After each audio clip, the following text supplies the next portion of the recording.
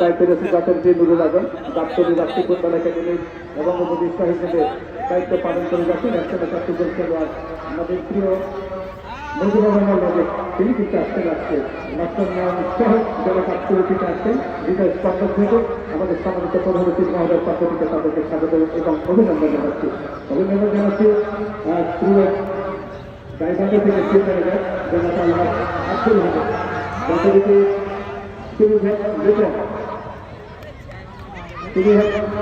যিনি আসলে বাংলাদেশ ফুটবল ফেডারেশনের সম্মানিত কোচ।